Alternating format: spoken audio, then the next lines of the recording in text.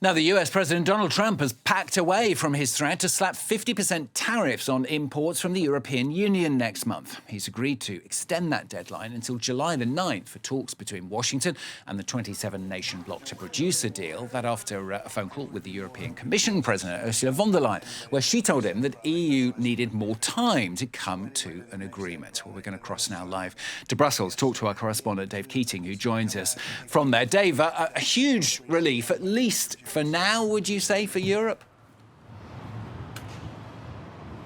For sure. There is huge relief here in Brussels, although I should say that talking to people over the weekend, I could not find anyone here who actually thought that 50% tariffs were going to take effect on June 1st. So it's not so much surprise at the announcement we had last night. The part of it that is surprise is how quickly Donald Trump backed away from that threat, just 48 hours. It's not clear what President von der Leyen might have said to him to reassure him. Probably the more likely explanation here is that this was always a maximalist threat and that they wanted to act before the U.S. markets opened today because the U.S. markets already reacted very badly to that news on Friday. Now, this new date, July 9th, is actually the end of the extension for the Liberation Day tariffs that were announced 2 months ago. That's on 20% for the EU. Donald Trump backed off of that, gave 3 months extension in order to have negotiations. So that's the context in which this 50% threat came on Friday, when there was supposed to be an extension until July 9th. That was the agreement. So now basically we're back to the agreement, however, with the new threat of 50% tariffs instead of the existing threat of 20% tariffs. Now, we have a group of members of the European Parliament going to D.C. today to try to talk to the White House. I think that's very unlikely that they're going to be successful in that. Really, it's the Commission that conducts these trade negotiations, and we're supposed to have a meeting between Maroš Šefčovič, the EU Trade Commissioner, and his U.S. counterpart in June, I believe in Paris.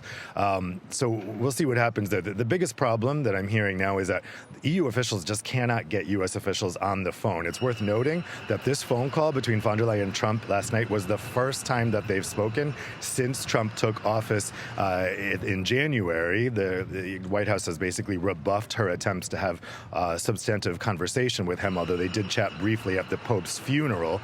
So it has just been very, very difficult for EU officials to actually get U.S. officials at a high level on the phone to try to talk this out.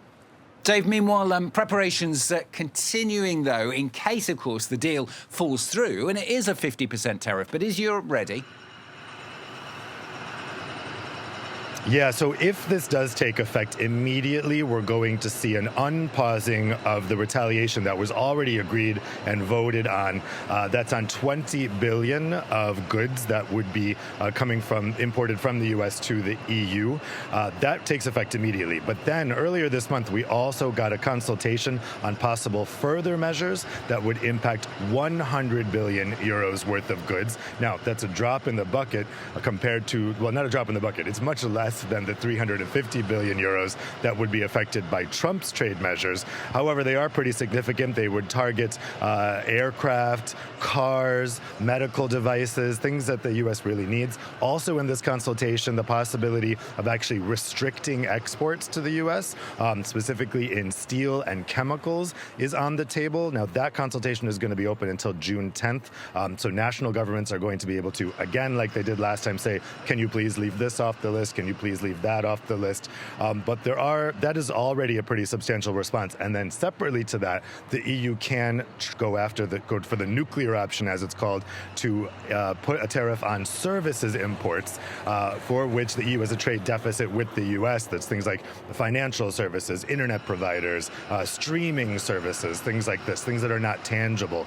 That's also very much under discussion here. So the EU has some very powerful tools in its tool belt to respond if that 50% tariff goes forward in July. And from what I'm hearing, they're very much prepared to use it. I think that there was a debate when it was 20%. Okay, should we use the nuclear option? Should we not? I've heard this weekend, if it's 50%, the EU will have no choice but to go for that nuclear option and tariff services. Dave, thanks so much. Dave Keating, our correspondent, talking to us live there from Brussels.